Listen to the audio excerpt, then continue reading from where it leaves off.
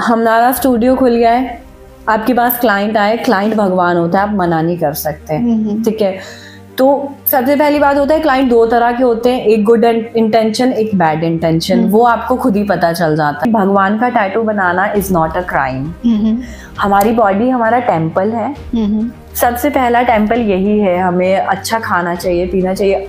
If you want to decorate your body according to your taste then it's not a crime. और आप भगवान का tattoo बना रहे हैं तो इसमें गलत कुछ नहीं है, जस्ट आप उसको एक रिस्पेक्टफुल प्लेसमेंट पे बनाइए। हेलो एवरीवन, मैं हूं आकांक्षा। दृष्टि टॉक पॉडकास्ट के नए एपिसोड में मैं आप सबका स्वागत करती हूं। आज हम कुछ इंटरेस्टिंग बात करेंगे। डेडलॉक्स, ड्रेडलॉक्स क्या होते हैं जो साधु लोग बनवाते हैं, क्या वो असली हैं या नकली हैं। टैटू के बारे में बात करेंगे कि टैटू कहाँ कहाँ बनवाना चाहिए, कहाँ नहीं बनवाना चाहिए, भगवान का टैटू बनवाना चाहिए या नहीं, बहुत कुछ इसके बारे में बात करेंगे। आज का पॉडकास्ट बहुत ही स्पेशल होने वाला है क्योंकि आज हमारे साथ है शैलजा, जो कि ड्रेडलॉक आर्टिस्ट है एंड टैटू आर्टिस्ट है। सबसे पहले मैं आपको वेलकम करती हूँ Shailaja. Thank you for sparing your valuable time and to be a part of this special podcast. Thank you so much for having me here. आप कैसे हैं?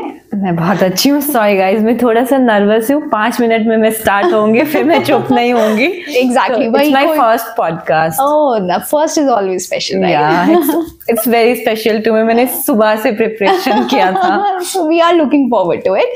तो सबसे पहले आपको करने के लिए थोड़ा सा कंफर्ट देने के लिए सबसे पहले मैं आपसे पूछना चाहती हूँ कि ये डेडलॉक्स या ड्रेडलॉक्स ये क्या होते हैं, कैसे किए जाते हैं, क्या ये टेम्परेरी होते हैं या परमानेंट? तो इसका राइट प्रोनाउंसिएशन है ड्रेडलॉक्स, ठीक है। और ये एक, मेरे हिसाब से ये लाइफस्टाइल है एंड हेयर स्टाइल है। It's like it's a combination of lifestyle and a hair style. And you can take it spiritual hairstyle or you can take it fashion में भी। तो मतलब मेरे लिए जो dreadlocks का definition है वो बहुत ही स्पेशल है क्योंकि इट्स एवरीथिंग फॉर मी। एक छोटी सी लड़की को कहाँ से उठा के कहाँ पे ले आया, तो it's like amazing thing for me. So ये टेम्परेरी होते हैं?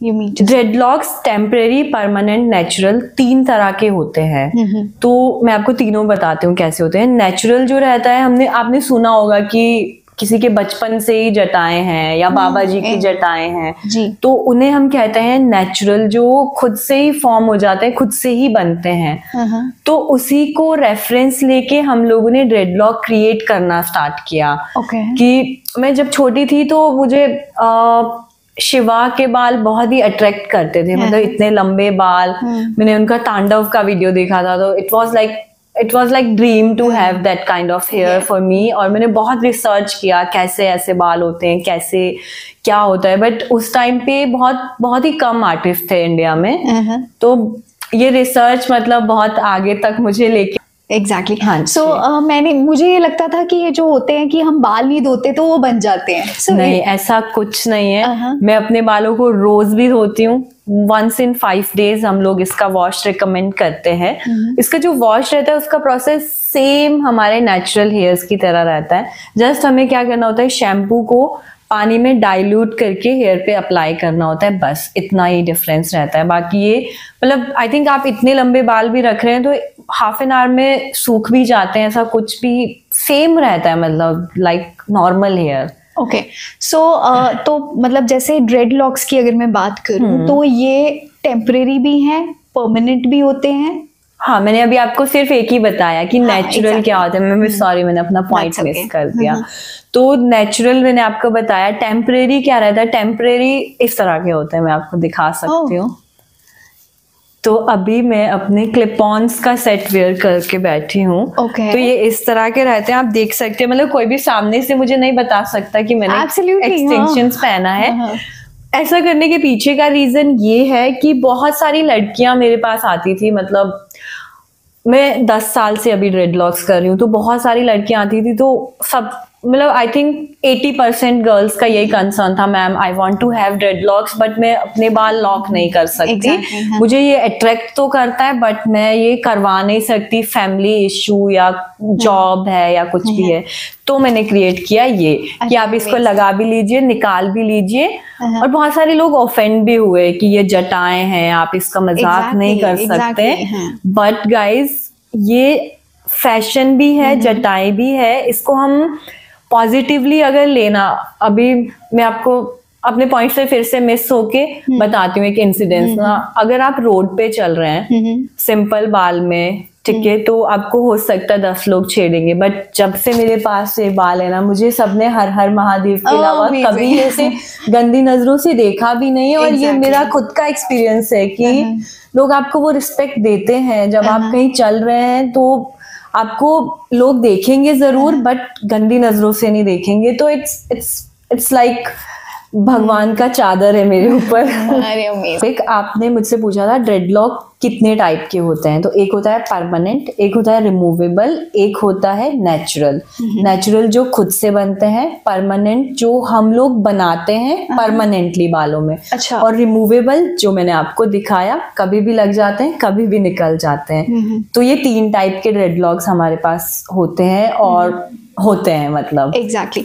सो ये जो ड्रेडलॉक्स जो नेचुरल, जैसे आपने बोला कि one of the type is natural dreadlock, तो इसको बनाने में कितना टाइम लगता है और कितने बाल लंबे ही होने चाहिए उसके लिए? हाँ, तो टाइम हमारा डिपेंड करता है क्लाइंट की लेंथ रिक्वायरमेंट के ऊपर। सबसे पहले जैसे आपको मान लो कराना है कि हम सबसे पहले बालों का लेंथ देखेंगे, फिर टेक्सचर देखा जाता है। किसी को बैक हेड में कराना होता है, किसी को फुल हेड में कराना होता है। तो हमारे पास 5 आवर में भी फुल हेड होता है, 15 आवर्स में भी फुल हेड होता है और 25 आवर्स में भी फुल हेड होता है। इट ऑल डिपेंड्स आपको कितना लेंथ चाहिए।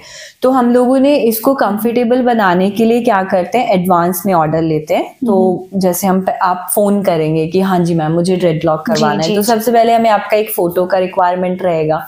आपकी फोटो मिलने के बाद हम आपसे पूछेंगे कि आपका कोई रेफरेंस है, क्या आपने कहीं कोई देखा कि आपको पसंद आया, मुझे इस तरह का कुछ चाहिए। तो आपका रेफरेंस और आपके बाल प्लस आपका बजट हम पूछेंगे कि आपको क्या बजट में करवाना है। मतलब इट्स नॉट लाइक कि आपको ड्रेड्स कराना है तो 50,000 ही खर्चना होगा। इट्स ऑल डिपेंड कि आपको कितना स्पेंड करना है। हम उसके हिसाब से आपका अपॉइंटमेंट शेड्यूल करेंगे, जिसमें आपका टाइमिंग और सारी चीजें आपको एडवांस में बता के इसको कंफर्टेबल बनाएंगे कि आपका प्रिपरेशन पहले करेंगे। तो जैसे आपने बताया कि आप ये बनाते हो, तो अगर किसी को रिमूव करना हो, उनके क्लिप-ऑन्स की नहीं बात कर रही हूँ, मतलब अगर उनके परमानेंट वाले थे तो उसमें ऐसे नहीं होता है कि बाल में दर्द हो रही है या बाल का टूटना? तो रिमूव ना सारे तरीके के ड्रेड्स हो जाते हैं, इवन नेचुरल भी। रिमूवल का प्रोसेस रहता है, हम एक एक बाल को प्रॉपर पकड़ के खोलते हैं विदाउट एनी केमिकल। तो ये टाइम टेकिंग होता है।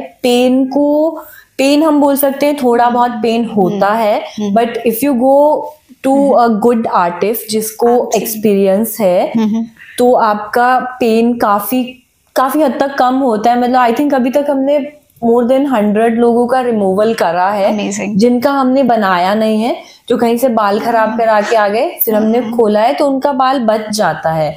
अगर और रिमूवल का कंडीशन ही मत आने दो, मतलब अगर बना रहे हैं तो कमिटमेंट के साथ बनाओ, बस यही उसको कैरी फॉरवर्ड करें। हाँ, अगर रिमूव करना है, मेन क्या रहता है, जैसे सबका ना टेक्निक अलग रहता है। जैसे आपने पूछा था सबसे पहले डेडलॉक और ड्रेडलॉक, तो मैंने बोला था dreadlock is the right pronunciation because dreadlock is the right thing. Deadlock में क्या करते हैं, बालों को कंप्लीट लॉक कर देते हैं, तोड़ देते हैं। तो वो सिर्फ आपके यहाँ से अटैच है और नीचे पूरा बाल ब्रेक हो चुका है। तो जिस प्रोसेस से हम ड्रेडलॉक बनाते हैं उसमें हम बालों को लॉक करते हैं बट ब्रेक नहीं करते। तो आप उसको 2 साल बाद भी बोलेंगे मुझे बाल नॉर्मल करना है तो आपका as it is same length हम वापस बचा के आपको देंगे। बट ओनली एक कंडीशन रहेगा कि हमसे ही आप आगे तक सर्विस ले रहे हैं। नहीं तो फिर ये जैसे अब ड्रेडलॉक करवा लिया तो वो बाल लंबे नहीं होंगे?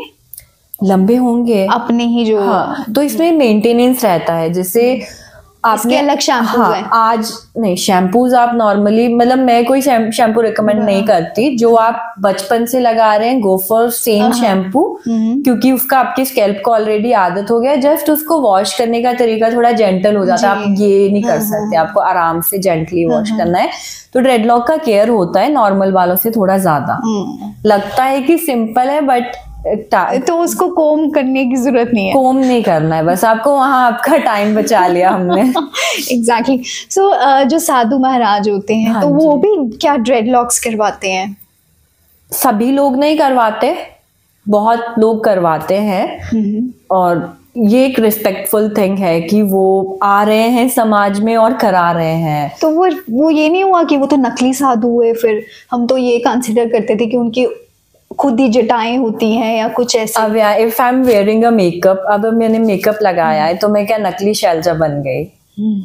हर किसी को अपने डिजायर लुक को पाने का हक है, और वो उसके लिए आ रहे हैं, करवा रहे हैं, तो नकली कैसे हुआ? मतलब नकली असली क्या है? कुछ नहीं है, ये जस्ट लोगों का एक बैरियर बना दिया, ये नकली है, ये असली है। अब आज के टाइम में हम लोगों का जो रहन सहन हो गया है वो काफी हद तक पॉल्यूटेड है, बोल सकते हैं ना। हम अच्छा खा रहे हैं ना, अच्छा सो रहे हैं, इतना स्ट्रेस है, गाड़ी और ये सब, तो बालों का ग्रोथ तो खत्म हो गया।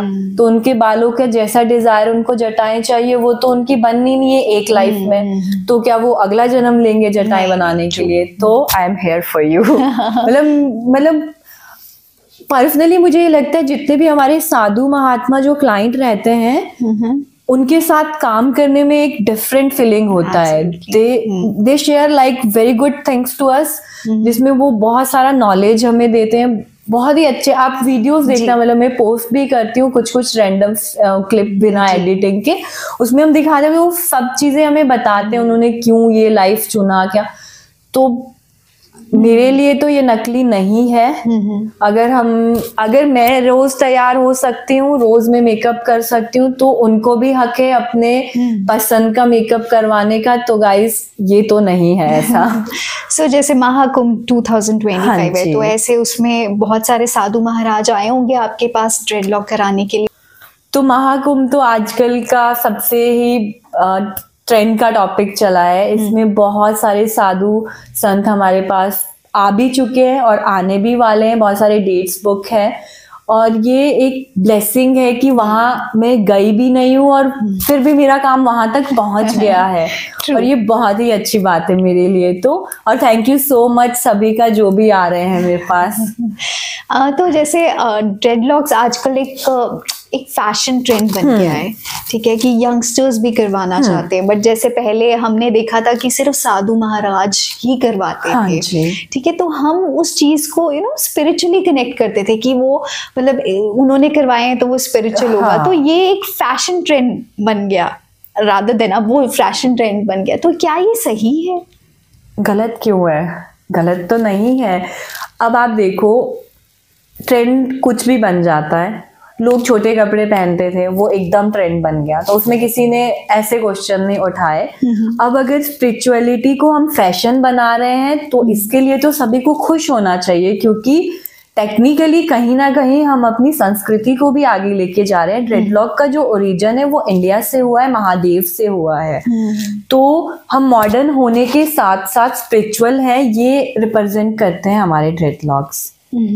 सो जैसे आपने बात करी ड्रेडलॉक्स की, कि जब ये हो जाते हैं कि चलो परमानेंट भी होते हैं, टेम्परेरी भी होते हैं, तो इसका आपने उसका तरीका भी बताया धोने का, तो बट उसमें क्या स्मेल आती है और उस स्मेल को कैसे कंट्रोल? आप मेरे बाल सूंघ के देख लो, आपको खुशबू आएगी। तो ऐसा कुछ नहीं है, ड्रेडलॉक्स वॉश करते हैं, और जो साधु महात्मा जी होते हैं, हमने उनके साथ भगवान की कृपा से बहुत सारा टाइम स्पेंड किया है, तो जो उनका नेचुरल वे है वॉश करने का, तो वो वाटर वॉश करते हैं, राख वो लोग लगाते हैं और वाटर वॉश करते हैं, तो उनके बालों से भी स्मेल नहीं आती है। अगर आप सूंघ के देखेंगे तो ये बस एक टैबू है कि स्मेल आती है, ऐसा कुछ नहीं होता है। आप मेरे बाल सूंघ के देखना पॉडकास्ट के बाद। सो आपको किस चीज में ज्यादा मजा आता है, ड्रेडलॉक्स करने में या टैटू बनाने में? Because since you are a tattoo artist as well और ड्रेडलॉक स्पेशलिस्ट भी। तो सब कुछ स्टार्ट इसी जगह से हुआ था। सबसे पहले जब मैं छोटी थी, मतलब जब मुझे लगा कि मुझे कुछ आर्ट में करना है, तो I want to become a tattoo artist. तो कंडीशंस कुछ ऐसी थी कि मैं नहीं जा सकती थी ट्रेनिंग लेने के लिए। तो मुझे फिर ना अपने बाल बनाने थे ऐसे, मतलब मेरा मन उठ गया था दुनिया से कि फिर मैंने सोचा कि भगवान, पता नहीं यार, एक बच्चे का रैंडम सा थॉट था कि ऐसे बाल हो जाएंगे ना तो सब सेट हो जाएगा लाइफ में। तो फिर मैंने कैसे कैसे अपने बाल किए, तो मुझे खुद ही काम आने लग गया कि मैम आप बनाते हैं। मैं आपको एक स्टोरी बताती हूँ पहले कि मैंने ड्रेड्स बनाना कैसे स्टार्ट किया। तो क्या हुआ कि मुझे ना टैटू आर्टिस्ट बनना था। तो I am from a small village जहाँ पे टैटू आर्टिस्ट, और आज से 10 साल पहले टैटू आर्टिस्ट प्रोफेशन भी अच्छा नहीं माना जाता था, अगर आप गांव की बात करें तो। शहर का मुझे पता नहीं। तो फिर मैंने घर पे बोला कि मुझे ऐसा करना है, तो सबने मना कर दिया। यार डॉक्टर की पढ़ाई कर रही थी मैं, so I was preparing for NEET, और नहीं, एक और टेस्ट होता है BVSC। So I want to become animal doctor, मतलब मुझे पशुओं का डॉक्टर बनना था। तो उसकी तैयारी कर रही थी मैं उस टाइम पे, और मेरा क्रैक भी हुआ था वो टेस्ट, बट मैं गई नहीं। मैंने अपने आप को चुना फिर कि नहीं भाई, अब नहीं करना ये। तो उसके बाद घर से तो मना कर दिया, पर वो दिमाग में आ गया। मैं ना बहुत जिद्दी किस्म के इंसान हूँ। फिर मुझे लगा अब तो यही करना है, अब नहीं रुकेगी मैं। फिर मैंने यूं ही फन में स्टार्ट कर दिया, दोस्तों के बना रही हूँ, घूमने जा रहे हैं तो बना रही हूँ। और like I am independent from when I was 15 years old। तो मैं 15 साल की एज से घर से कुछ नहीं लेती हूँ।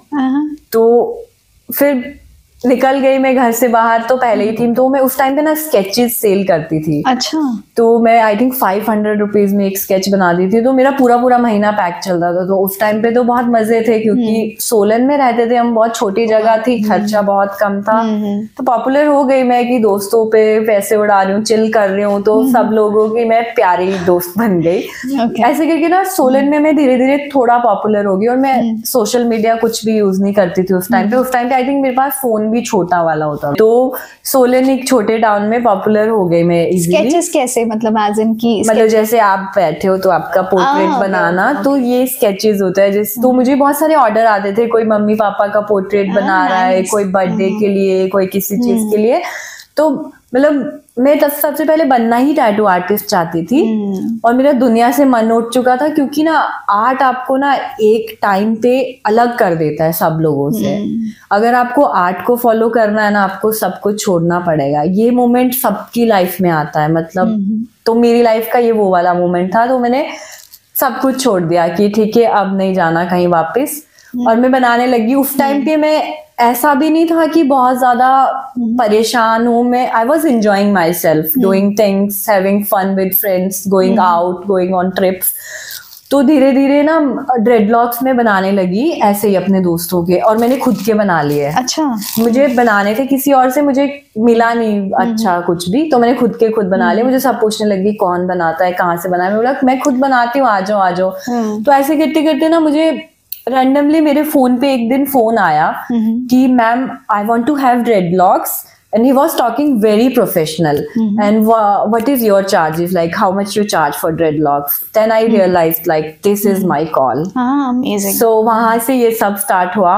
तो उसके बाद मैंने 2-3 साल तक ड्रेडलॉक किए, सीखा YouTube से, लोगों को देखा कैसे करते हैं। मैं गोवा गई, और हिमाचल में कसौल एक जगह है, वहां पे गई, वहां पे मैंने देखा। तो कसौल वैसे बदनाम बहुत है, बट मैं वहां पे नॉलेज के लिए गई। मैं वहां नहीं जाती तो शायद मैं आज यहाँ भी नहीं होती। उसके बाद वापस आई मैं, तो काफी मैं फाइनेंशियली स्टेबल हो चुकी थी। मैंने अपना एक कैफे खोल लिया था मनाली में उसके बाद। तो फिर सब कुछ अच्छा चलने लगा था। तब फिर भी मेरे मन में कहीं तो था यार, मैंने अपना सपना नहीं जिया है अभी तक, मुझे बनना तो टैटू आर्टिस्ट था। तो फिर मैं भोपाल गई, मैंने वहां से ट्रेनिंग लिया टैटूज का, और उसके बाद से सब कुछ अच्छा चला। फिर हमने जीरकपुर में अपना स्टूडियो ओपन किया। और भगवान की दया से बहुत ही अच्छा हमारा स्टूडियो चल रहा है। Like we are having everyday client, tattoo के भी, ड्रेडलॉक की भी। धीरे धीरे टीम बना, और सबसे ज्यादा सपोर्ट मेरी जर्नी में मुझे मेरे बड़े भाई ने किया है. Like he is the only one who was there for me like on every moment. तो बड़े भाई जो है मेरा, मतलब आई हैव 2 ब्रदर्स और दोनों मेरे भाई मेरे लिए पिलर्स की तरह खड़े रहे कि अब तू चल करो. हाँ, अभी वो लोग अपना सेपरेटली कर रहे हैं and they are doing also good, but वो नहीं होते तो मैं भी नहीं होती. तो थैंक यू सो मच भैया, तूने मेरी इतनी हेल्प की. सो स्वीट, आपने मैसेज दिया अपने ब्रदर के लिए. सो जैसे आप टैटू आर्टिस्ट भी हैं तो आपके पास बहुत सारी ऐसे कॉल्स आती होंगी या लोग आते भी होंगे कि हमने टैटू बनवाना है प्राइवेट पार्ट्स में. सो वो कैसे आप सिचुएशन हैंडल करते हो या फिर आप टैटू बना देते हैं? तो देखो, अब हमारा स्टूडियो खुल गया है, आपके पास क्लाइंट आए, क्लाइंट भगवान होता है, आप मना नहीं कर सकते. ठीक है. तो सबसे पहली बात होता है क्लाइंट 2 तरह के होते हैं, एक गुड इंटेंशन, एक बैड इंटेंशन. वो आपको खुद ही पता चल जाता है. तो अब कोई गुड इंटेंशन से आ रहा है, प्राइवेट पार्ट पे टैटू चाहिए, और तो हमारे पास 2 तरह के आर्टिस्ट थे, मेल आर्टिस्ट, फीमेल आर्टिस्ट. तो हम लोग, अगर कोई फीमेल है तो मैं खुद टैटू बनाती हूँ, कोई मेल है तो सर टैटू बनाते हैं. तो इस तरह से हम लोग प्राइवेट टैटूज को हैंडल करते हैं. बट फॉर गर्ल्स, मतलब जब मैंने स्टार्ट किया था तो मुझे ऐसा होता था कि बहुत सारी ना गंदे फोन आते थे. कभी लोग 2 बजे रात को कॉल करें, और मैं ना वर्कहॉलिक इंसान हूँ, मैं 2 बजे उठी हूँ तो मैं 2 बजे फोन उठा लूंगी उस टाइम पे. अभी मैंने थोड़ा कम कर दिया है क्योंकि मतलब I don't want to miss any opportunity in my life. तो मतलब गाइज, अगर मैं 2 बजे आप लोगों का फोन उठा रही हूँ तो प्लीज आप रिस्पेक्ट कीजिए उस चीज का कि ये लड़की दिन भर काम करके रात में हमसे बात भी कर रही है, अपॉइंटमेंट ले रही है. तो बट ऐसा मेरे साथ पहले ना मेरे बहुत लो फील हुआ है. एक बार ना मुझे चक्कर आ गया था, मुझे किसी ने इतना गंदा फोटो भेज दिया,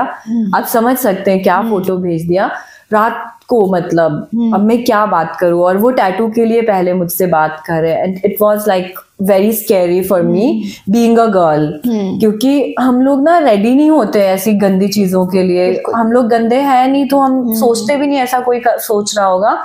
तो सारी लड़कियों को मैं ये कहना चाहती हूँ कि if you are following your profession ना, तो ये गंदे लोग आएंगे भाई, इनको इग्नोर करो और आगे चलो. अभी मुझे कोई ऐसा मैसेज आता है ना तो मैं कॉल बैक करती हूँ कि हाँ भाई क्या हो गया, कोई प्रॉब्लम है तुमको, मतलब ऐसा नहीं करना चाहिए. मतलब सो जैसे प्राइवेट पार्ट्स पे tattoo banana, is it safe? Yes, जहाँ पे सेफ नहीं है वहां पे हम खुद ही मना कर देंगे.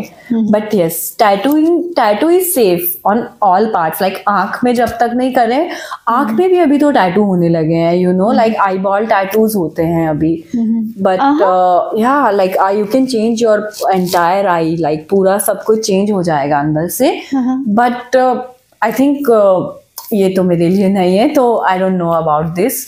बट टैटू अब हर जगह पे लोग बना रहे हैं. According to me, tattooing is fine. Face पे मत कराओ, क्योंकि जब आप एज्ड हो जाओगे, I think you want to see your face कि आप जिस चीज के साथ आए थे उस चीज के साथ तो जाना है. बॉडी पे आप टैटू बना रहे हो, this is only my vision. Like मैं ये नहीं बोलती अगर आपको फेस टैटू चाहिए तो you are doing a crime, but 2 नहीं 5 बार सोचो, क्योंकि ये परमानेंट रहने वाला है. नहीं तो आप बोल रहे हैं कि फेस पे नहीं बनवाना चाहिए टैटू, और कहीं पे भी? हाँ, मतलब फेस पे नहीं बनाना चाहिए.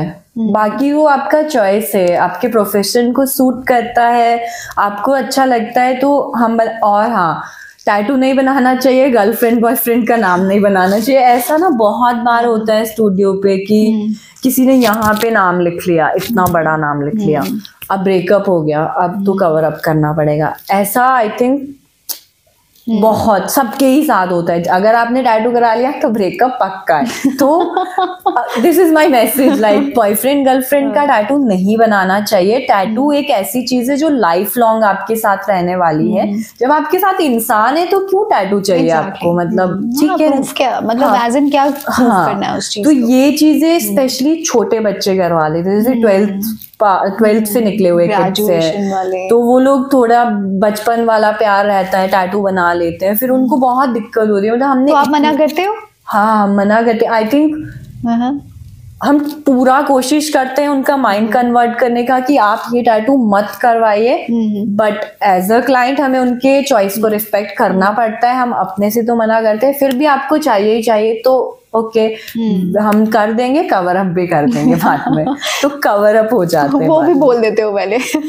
बोल देते हैं, मतलब बोलना बहुत जरूरी है ये, क्योंकि अभी तक ना आई थिंक नाम के कवर अप मैंने खुद ने अपनी लाइफ में 1000 से ज्यादा देख लिए होंगे, अपने स्टूडियो पे, इसके स्टूडियो पे, उसके स्टूडियो पे। तो ये सही तरीका तो नहीं आप है। हस्बैंड वाइफ के बनवाने देते हो, लाइक हस्बैंड आ रहा है, मतलब हम बना रहे, हम कौन होते हैं रोकने वाले? मतलब आप हमारे पास टैटू बनाने आ रहे हैं, you are god to us, like आपकी वजह से हमारा दुकान चल रहा है। बट हम इस प्रोफेशन में हैं, हमने बहुत सारे लोगों को देखा है, तो हम एक अपना ओपिनियन बता सकते हैं क्लाइंट को कि आप ये मत करवाइए, इससे आपको फ्यूचर में दिक्कत हो सकती है, क्योंकि हमने ऐसे केसेस देख लिए हैं बहुत सारे।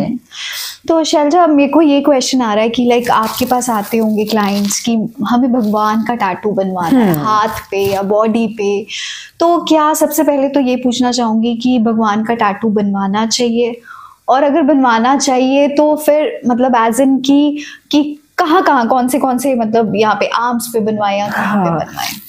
तो इसका आंसर सिर्फ मैं अपना ओपिनियन आपको बता सकती हूँ, बाकी क्या सोचते हैं वो उसको मेरा रिस्पेक्ट है। तो इसका आंसर ये है कि भगवान का tattoo banana is not a crime.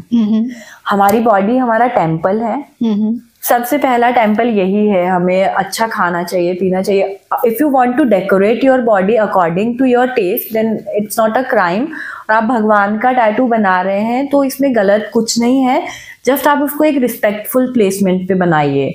आप उसको अपर बॉडी पे बनाने का ट्राई कीजिए कि वो बार बार जमीन में टच ना हो, बाथरूम जा रहे हैं तो टच ना हो। मतलब आप यहाँ बना सकते हैं, पीठ पे बना सकते हैं। तो रिस्पेक्टफुल प्लेसमेंट में अगर आप बना रहे हैं तो ये क्राइम नहीं है। हाँ, कोई क्लाइंट मेरे पास आएगा, मुझे पाँव में भगवान का टैटू चाहिए, वो मुझे 1 करोड़ भी देगा, मैं नहीं करूंगी, क्योंकि मेरा भगवान मुझे अलाउड नहीं करता।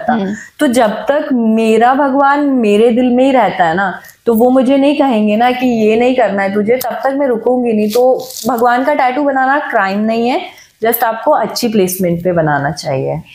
तो जैसे टैटू रिमूवल की आप बात कर रहे थे, तो बहुत सारे लोग आते होंगे आपके पास टैटू रिमूव करना, तो मतलब क्या आप वो भी करती हैं? अगर आप करती हैं तो वो क्या पूरा टैटू रिमूव हो जाता है या सेफ है रिमूव करवाना? टैटू रिमूवल मैं तो नहीं करती, ना ही हमारे स्टूडियो पे होता है। टैटू रिमूवल सेफ है, बट आपको इसके लिए एक एजुकेटेड डॉक्टर से करवाना चाहिए, मतलब टैटू आर्टिस्ट से नहीं। हाँ, नहीं, मैं अपने किसी भी क्लाइंट को ये कभी सजेस्ट नहीं करूंगी कि आप इस टैटू स्टूडियो में जाओ और करवा लो।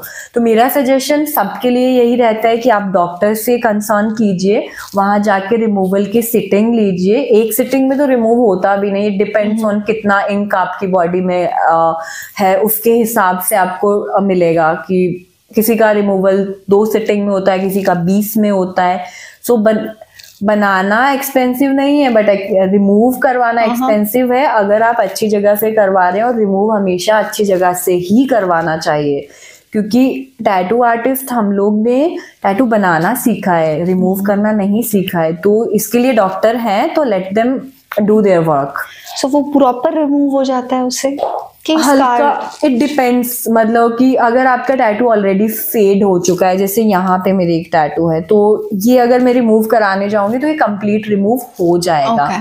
और अब मैं इसकी बात करूं, मैं बोलूंगी कि इसे रिमूव करवाना है, तो इट्स नॉट पॉसिबल, क्योंकि इसमें इंक, ये बहुत बड़ा प्लेसमेंट है, और रिमूव करवाऊंगी पूरा जला हुआ बाजू दिखेगा, उसको फिर कवर अप लेना पड़ेगा। सो अब आपने ऐसे अपना टैटू दिखाया है, तो मेरे को जानना है कि आपके पास कितने टैटूज हैं, एंड आपके लिए टैटू का क्या मतलब है? एज इन की मतलब जैसे आपने बॉडी पे कार्व इतना, मतलब आपने बोला कि वो एक चीज परमानेंट रहेगी, तो आपके लिए what is tattoo? Art, tattoo यार वो छोटे से बच्चे का सपना है, मुझे टैटू आर्टिस्ट बनना था। मुझे तो मतलब अभी बहुत सारे टैटू और भी बनवाना है। Right now I am having एक बाजू में, एक टांग पे टैटू, और अभी मैं फुल बैक टैटू का भी प्लान कर रही हूँ, तो देखते हैं। मतलब मुझे रिग्रेट नहीं है, तो इट्स माई कमिटमेंट एंड ये मेरे साथ ही रहेगा। सो आपको ऐसे लगता है कि टैटू या ड्रेडलॉक्स वो आपको कनेक्ट करते हैं भगवान के साथ? हाँ जी, करते हैं। इसका मैं आपको एक स्टोरी सुनाती हूँ।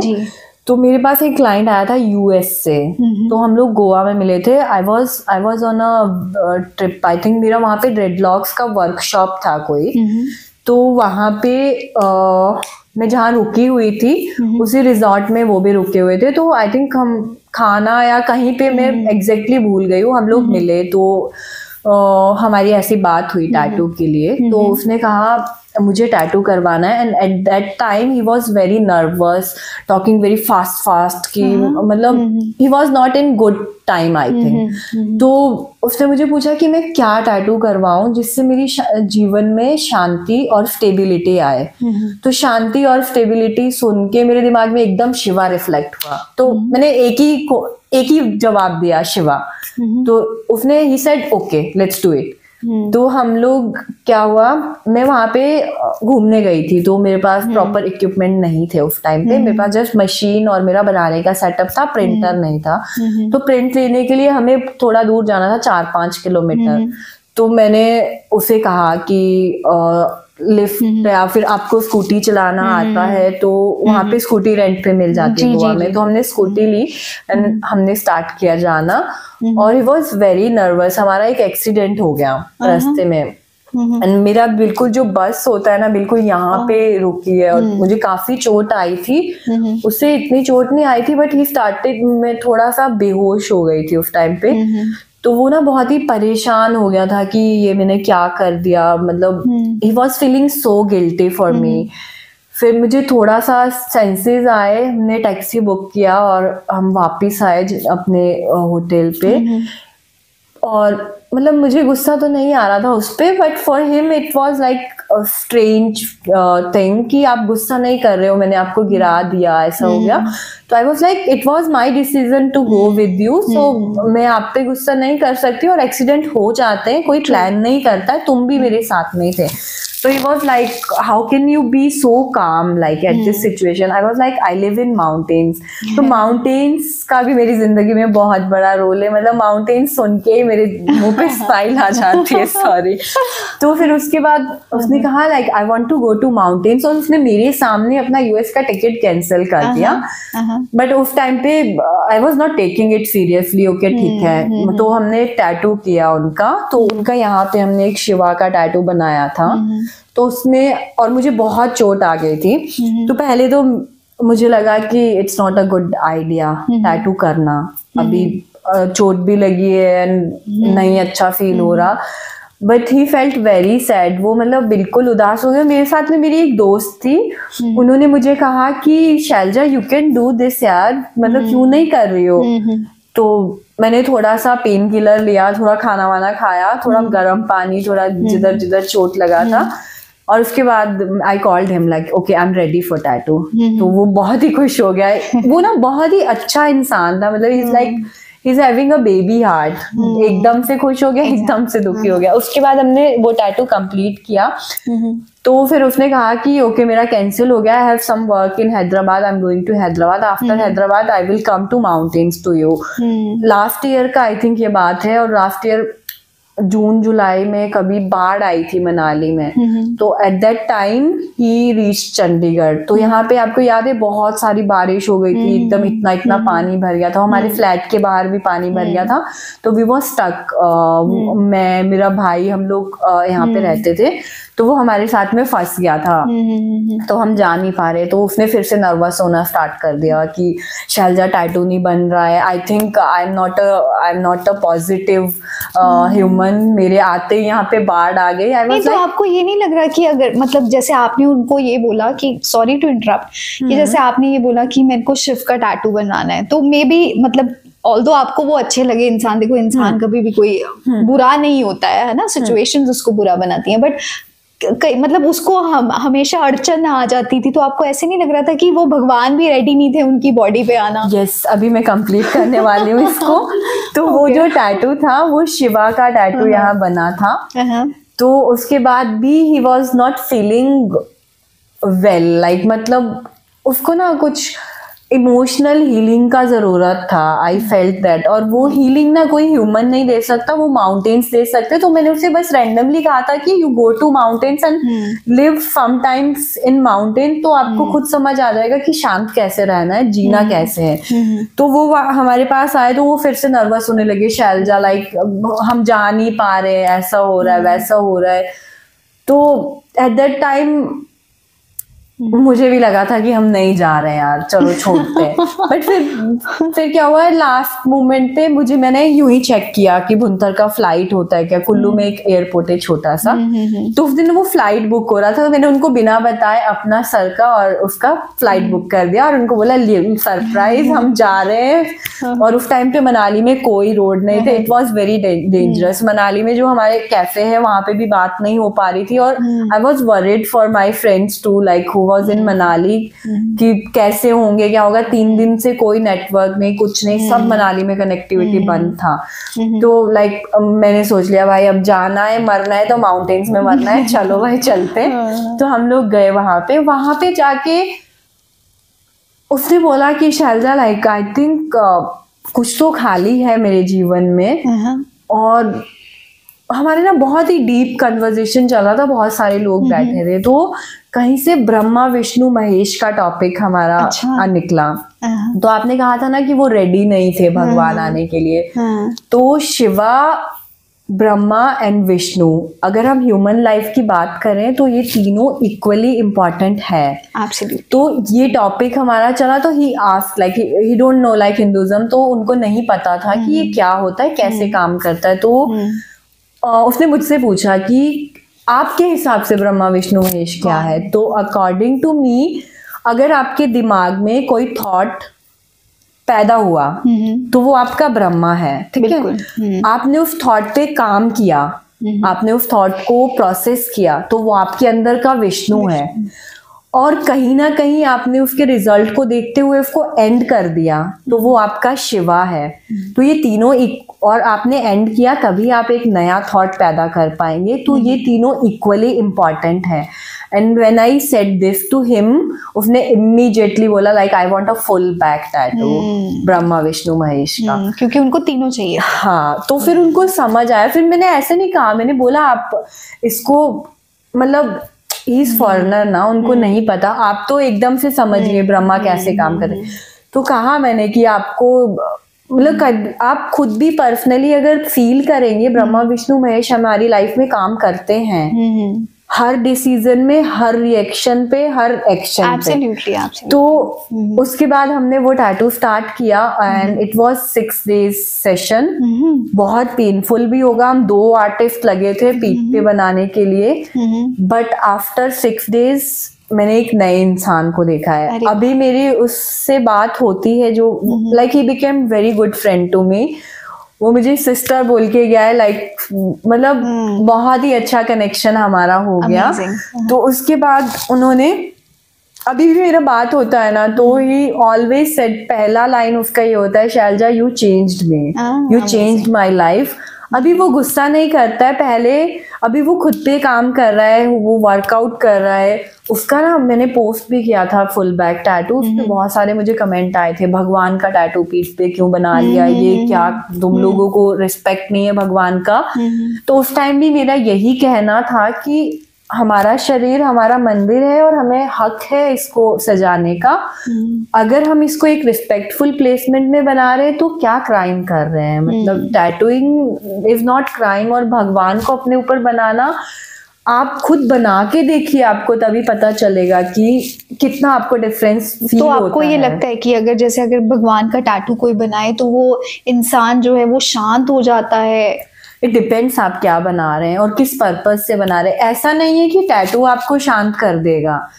आपको शांत, आपने कोई आप देखो, जब जो आज मुझे एक बात याद आई, जब बोलते हैं कि कोई लेडी प्रेग्नेंट होती है तो उसके सामने सुंदर सुंदर बच्चों के पोस्टर्स लगा देते हैं, मैंने किसी टीवी सीरियल में देखा है, तो कहते हैं वैसा ही बच्चा होगा, वैसा ही बच्चा होगा। अब आप कंटिन्यूसली किसी चीज को अपनी बॉडी पे रखे हो तो उसका कुछ तो इफेक्ट होगा। बिल्कुल। अब लॉकेट भी तो हम पहनते हैं ना भगवान का, अगर वो गलत नहीं है तो टैटू होना कैसे गलत है? नहीं गलत है, बस ये है कि आपको उसे पाँव में नहीं बनाना है, रिस्पेक्ट करना है। अगर बना रहे हैं तो थोड़ा नियम से रहना है, ये नहीं कि फिर मतलब टैटू आपने भगवान का बना लिया तो उसका रिस्पेक्ट कीजिए कि now you are having something जिसको आपको केयर करना है, जिसको आपको रिस्पेक्ट करना है। आप यूं ही कहीं नहीं जा सकते, यूं ही कहीं कुछ भी नहीं कर सकते।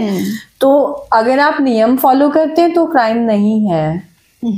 सो जैसे मैंने ये सुना टैटू सूटेबिलिटी के ऊपर डिपेंड करता है, एज इन अगर मुझे सूट कर गया तो ठीक है, मेरी skin is all okay and fine. अगर मुझे नहीं सूट किया तो मुझे कोई स्किन डिजीज या फिर बड़ी प्रॉब्लम जैसे कैंसर भी हो सकता है। क्या ये सच में सच है? ऐसा तो नहीं है। हाँ, टैटू से बहुत सारे मतलब बीमारी तो टैटू से नहीं होती है, अभी नहीं होती है, पहले ऐसे केसेस हुए थे। अभी तो we have like very good system in India, we have everything in India, all good equipments, we work with hygiene, not only me, बहुत ऑलमोस्ट सारे स्टूडियोज जो अच्छे स्टूडियो हैं वो हाइजीन से काम कर रहे हैं, तो उससे आपको डरने की ज़रूरत नहीं है कि आपको कोई बीमारी होगी। हाँ, आपको ये कंफर्म करना चाहिए आपके आर्टिस्ट के साथ कि हाँ वो फ्रेश नीडल यूज़ कर रहे हैं या नहीं, वो एक्सपायरी डेट चेक कर रहे हैं या नहीं, इंक का एक्सपायरी होता है वो आपको चेक करवाना है। तो प्रिकॉशंस के साथ अगर चीज़ें हो रही है तो कोई प्रॉब्लम नहीं है। अब आप कहीं रेडी पे टैटू बनाने जा रहे हो, जो आपको सेम नीडल लगा रहे हैं 10 लोगों को लगाई हुई, उससे बीमारियां फैलती है और बहुत बड़ी बड़ी। आई थिंक मैंने एक न्यूज़ देखा था कुछ टाइम पहले जिसमें एड्स फैला था इसके थ्रू, नीडल से। हाँ, तो ये गलत है। अगर भाई आप एक परमानेंट टैटू बना रहे हो तो आपको रेडी रहना होगा पैसे खर्चने के लिए, क्योंकि आप सोना भी खरीदते हैं मार्केट से तो पैसे खर्चते हैं ना, तो वो उसी तरह की एक चीज है, क्योंकि वो आपकी बॉडी पे हमेशा के लिए होने वाला है। बॉडी से बड़ा तो नहीं हो सकता ना पैसे। जैसे मैंने देखा है गोवा में भी जाओ या कहीं और भी, अब लाइक ऐसे ही बाहर बैठे होते हैं, ठीक है, मतलब I am not here to demean anyone, ठीक है, वो बैठे होते हैं, तो वहां से क्या टैटू कराना सेफ होता है? देखो, मैं किसी के काम को पहली बात है गलत नहीं बोल सकती, उनसे भी मेरा ये रिक्वेस्ट रहेगा कि हाँ आप टैटू अगर रोड पे कर भी रहे हैं, जस्ट आप फ्रेश नीडल यूज कीजिए, गुड क्वालिटी का इंक यूज कीजिए। आप अच्छा आपके पास स्टूडियो नहीं है वो फर्क नहीं पड़ता है, आप सामान तो अच्छा ले सकते हैं ना, सामान इतना महंगा नहीं आता है टैटूइंग का, लाइक एनीवन कैन अफोर्ड। अगर वो रोड पे भी टैटू बना रहे 500-700 रुपए वो फिर भी ले रहे हैं, तो उसमें भी आप बचा सकते हैं। आप 50 रुपए नीडल पे खर्च कीजिए, 200 रुपए सेटअप पे खर्च कीजिए और टैटू बनाइए, तो वो बुरा नहीं है, सेफ। हाँ, आपको वही जो मैंने कहा कि आपको कहीं से भी टैटू बनाना है ना, आप रोड पे बनाओ चाहे इंडिया के सबसे अच्छे स्टूडियो में बनाओ, आप उसका एक्सपायरी डेट चेक कीजिए, नीडल का, इंक का, सब चीजें चेक करने के बाद आप बनाइए। कहीं आपको यूज्ड नीडल तो नहीं लगा रहे हैं, तो ये तो नहीं होना चाहिए। तो जैसे बेसिकली टैटू में डिपेंड करता है एक इंक के ऊपर और एक नीडल के ऊपर। बाकी तो चीजें देखो, सेफ्टी तो हर जगह ही होनी चाहिए। हम हॉस्पिटल्स अच्छे भी होते हैं, बुरे भी होते हैं, तो हम लोग जो अफोर्ड करते हैं हम वहीं जाते हैं, बट एटलीस्ट हम ये तो कंफर्म कर सकते हैं ना कि जो हमें नीडल लग रहा है, सुई लग रही है, तो वो फ्रेश है या नहीं है। बस इतना ही मेरा रिक्वेस्ट है, क्योंकि इंडिया जो है वो बहुत बड़ा है, सब लोग अफोर्ड नहीं करते हैं बड़ा महंगा जगह में जाके टैटू कराना। बट अगर आप महंगी जगह में भी जाके टैटू कराते हैं तो हम लोग ऐसा नहीं करते लाखों रुपए ले लेते हैं। हम लोग, मेरे स्टूडियो में 700 रुपए से टैटू स्टार्ट होता है, तो 700 रुपए में तो अभी जैकेट भी नहीं आता बाहर, तो 700 से 7 लाख तक भी हम टैटू बनाते हैं। इट डिपेंड्स आपको चाहिए क्या। तो सबसे मेरा रिक्वेस्ट यही रहेगा कि आप रोड पे तो यार टैटू नहीं कराओ, क्योंकि इट इज परमानेंट गाइस। मतलब आपको रोड पे कराना है, you can go for temporary tattoo. Temporary tattoo क्या होता है, उसमें वो बना देते हैं इंक के साथ, जैसे जैसे पेन से बना दिया तो it stage for 1 month I think, और ये स्किन के अंदर नहीं जा रहा है तो बाहर के लेयर पे है तो इट्स फाइन, आप वो करवा लो। आपको बहुत ही वेकेशन पे शौक है यार, अमेजोन पे आपको स्टिकर मिल जाते हैं, वो खरीद लो, बट ऐसे नहीं करवाओ कि जाके कहीं 500 रुपए में टैटू बना ले और फिर रिग्रेट हुआ जिंदगी भर, कहीं से बीमारी आ गई तो क्या। तो यानी कि आप बोल रहे हो कि टैटू से आ सकती है बीमारी? बीमारी तो कहीं से भी आ सकती है ना। अब आप कहीं गंदी जगह में जाओगे, मतलब गंदा मैं किसी को नहीं कह रही हूँ, बट बीमारी से तो हमें बच के खुद ही रहना है ना। अब आपको टैटू कोई दाल चावल नहीं है कि आप नहीं बनवाओगे तो आपका पेट नहीं भरेगा। टैटू लग्जरी में आता है। टैटू हम अपने सारे शौक खत्म होने के बाद बनवाते हैं। आपके पास एक्स्ट्रा पैसे हैं, आप सेविंग कर रहे हैं उसके लिए, तो आप करवाइए और अच्छी जगह से ही करवाइए। मतलब ये ऐसा तो नहीं है कि आप भूखे रहोगे अगर आपने टैटू नहीं कराया। तो लग्जरी के लिए आपको जाना अच्छी जगह ही चाहिए। तो जैसे आपके पास टैटू कराने के लिए आते होंगे गर्ल्स बॉयज, तो कई गर्ल्स होती होंगी वो रोने भी लग जाती होंगी। बहुत सारे आते तो आप ऐसे नहीं बोलते कि फिर करवा क्यों रहे हो अगर रोना है? देखो नहीं, मतलब लास्ट टाइम ऐसा मेरे स्टूडियो पे हुआ था, एक लेडी आई थी, उसे टैटू करवाना था, उसको बहुत मन था करवाने का। क्योंकि बहुत सारे टैटू आर्टिस्ट अपने इंस्टाग्राम पे भी पोस्ट करते हैं, वहाँ पे कमेंट्स होते हैं कि फिर क्यों करवा रहे हो अगर रो रहे हो तो। रोते भी है लोग, बेहोश भी हो जाते हैं। मेरे सामने में एक क्लाइंट बेहोश भी हो गई, मतलब उसको पानी डाला हमने, टॉफी खिलाया। तो ऐसा क्यों होता है? सबसे पहले जब मुझे खुद का पहला टैटू करना था ना, मैं खुद डरी हुई थी और मैंने पहला टैटू खुद ने खुद को ही किया था। तो ऐसा इसलिए होता है कि हमारा बीपी लो हो जाता है, बहुत ज्यादा सोचते हैं। पॉडकास्ट से पहले मैं इतना सोच रही थी कैसे बोलूंगी, अभी बोल रही हूँ ना, हो जाता है। तो उसके लिए क्लाइंट को पहले, मतलब आप अगर टैटू करवाने जा रहे हो, आपको प्रॉपरली पानी इनटेक करना है। पानी अच्छे से पियो, एक दिन पहले से प्रॉपर वाटर इनटेक होना चाहिए आपका खाना प्रॉपर होना चाहिए। टैटू बनाने जाने से पहले आप मेक श्योर कुछ खा के जाए, जिससे आपको एनर्जी बनी रहे। थोड़ा सा नर्वस होता है, जैसे नीडल टच होता है वो ठीक हो जाता है। तो जैसे अभी आपने ये बिफोर केयर बता दिया, हाँ। तो आफ्टर केयर क्या होता है? जैसे अभी मैंने टैटू करवाया, हाँ। उसके बाद क्या केयर करनी है? कि पानी में लगा सकते हाँ। हैं? मैंने सुना है कि वो ऐसे चिड़चिड़ा सा लग रहा होता है। ऐसा कुछ नहीं होता।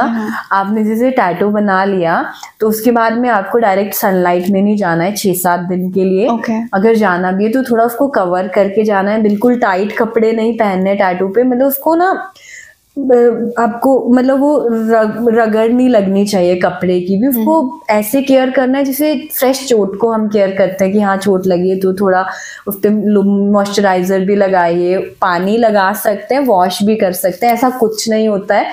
आपको दिन में एक बार टैटू को वॉश करना चाहिए। जैसे आपका फ्रेश टैटू है, आपने आज बनाया, रात को आप घर जाइए, रैप खोलिए, हम उसको रैप कर देते हैं धूल से प्रोटेक्ट करने के लिए। पानी से प्रॉपर क्लीन कीजिए।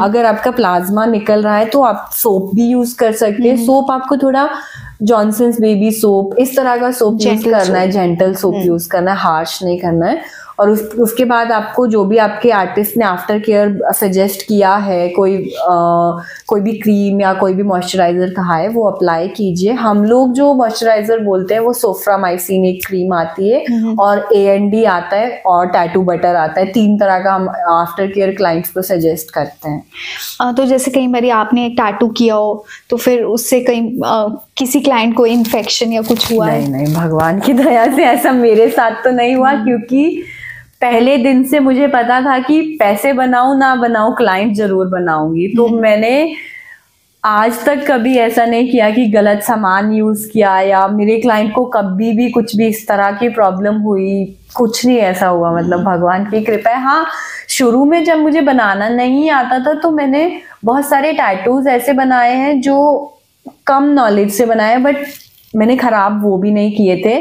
तो अभी मैंने उनको ठीक भी कर दिया है। सो अब हम आपकी पर्सनल लाइफ पे आते हैं। तो जैसे आपने बोला कि आप सोलन से हैं, हिमाचल से हैं, माउंटेन गर्ल हैं। सो आपने बोला कि मैं एक छोटी सी बच्ची यहाँ तक पहुँच गई है, तो क्या वो छोटी सी बच्ची अब खुश है? बहुत खुश हूँ मैं तो। मतलब सेटिस्फाइड नहीं हूँ, क्योंकि ना मेरा फंक्शन ही ऐसे प्रोग्राम किया है भगवान ने कि मतलब कोई कोई इंसान होते हैं ना, वो पैदा ही कुछ बड़ा करने के लिए हुए हैं, तो आई फील लाइक मुझे कुछ तो बड़ा करना है, और वो बड़े की पहले ऑलरेडी बड़ा, अभी मैं पहले स्टेप पे हूँ। I have plans and I am working on it. Amazing amazing. So मैं जानना चाहती हूँ आपके अपकमिंग प्रोजेक्ट्स क्या हैं? फिलहाल जो मेरा सबसे बड़ा अपकमिंग प्रोजेक्ट है वो एक सरप्राइज है, वो मैं आपको 1 महीने के बाद बताऊंगी, क्योंकि मैंने 2 साल से मैं उसके ऊपर काम कर रही हूँ, तो अभी मैं नहीं बताऊंगी। होपफुली हमारा नेक्स्ट पॉडकास्ट होगा तो मैं आपको बताऊंगी। बट हाँ, एक और मैं आपको शेयर कर सकती हूँ। हम लोग ट्रैवल कंपनी का प्लान कर रहे हैं चंडीगढ़ में ही। हम लोग ट्रैवल, क्योंकि हम लोग ने ना लाइफ को जिया है यार। हम 15 साल की उम्र से बाहर निकल गए। मेरा एक पार्टनर है सचिन, तो हम लोग एक ट्रैवल कंपनी प्लान कर रहे हैं जिसमें हम लोगों को एक्सपीरियंस देंगे। मतलब घुमाते सब लोग है, ट्रैवलर आप कहीं से भी बुक कर सकते हो, 6 days 4 nights इन कसौल। ऐसा नहीं, हम लोग एक एक्सपीरियंस बनाने का प्लान कर रहे हैं जिसमें हम लोग अनएक्सप्लोर्ड जगहों में गए हैं, जहाँ पे मतलब हमें खुद जाके फील हुआ है कि दिस इज द ब्यूटी। वो हम लोगों को दिखाना चाहते हैं, और यही हमारा अपकमिंग प्रोजेक्ट है जो मैं शेयर कर रही हूँ। बाकी जो मैं शेयर नहीं कर रही हूँ वो बहुत ही जल्दी मैं शेयर सबके साथ कर दूंगी। अमेजिंग।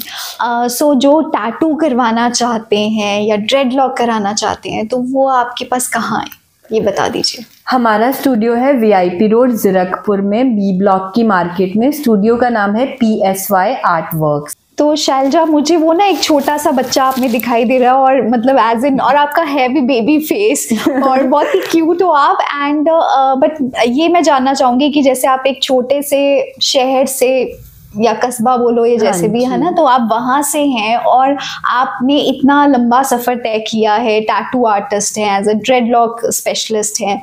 सो आप उन लड़कियों को, उन यंगस्टर को क्या कहना चाहेंगी कि जो बहुत कुछ करना चाहती हैं बट वो नहीं कर पाती, कुछ अपनी इनसिक्योरिटीज की वजह से या कुछ डर की वजह से? मैं तो यही कहूंगी कि वी हैव ओनली 1 लाइफ, कर लो, इसके बाद नहीं मिलेगा मौका। ट्रू। और बहुत अच्छा लगता है लाइक आप कुछ अपने सपनों को पूरा करोगे ना, जब आप उसके लेवल 1 पे भी पहुंचोगे ना, तो आपको ब्रांड न्यू फील होगा, एकदम अंदर से आपको खुशी मिलेगी। तो बहुत सारी लड़कियां क्या करती है, सेफ्टी चूज करती है कि ठीक है जॉब कर लेते हैं, सिक्योरिटी चाहिए। But girls, this is our time, this is our world. So हम बहुत क्रेजी कर सकते हैं, हमें रुकना नहीं है, बहुत आगे जाना है। और आई तो वांट कि मेरी टीम में भी बहुत सारी लड़कियां हो, क्योंकि ना लड़कियां ना बाहर निकल नहीं पाती है। एग्जैक्टली। और जो मेरा अपकमिंग प्रोजेक्ट है उसमें मैं ये सब कर रही हूँ। इसमें मैं बहुत सारी लड़कियों के लिए काम करना चाहती हूँ, औरतों के लिए काम करना चाहती हूँ, क्योंकि मैंने अपनी माँ को देखा है यार, उनके बहुत सपने, मतलब स्टिल आई थिंक वो 50 years ऊपर हो चुके हैं, but she want to do her own business. तो वो जो फीलिंग मुझे अभी उनमें दिखती है ना, ये फीलिंग मारनी नहीं है। मैं उनको भी कहती हूँ मम्मी करो, and she is going to start her own shop in my village. And it feels like लड़कियों रुकना नहीं है, आगे जाना है।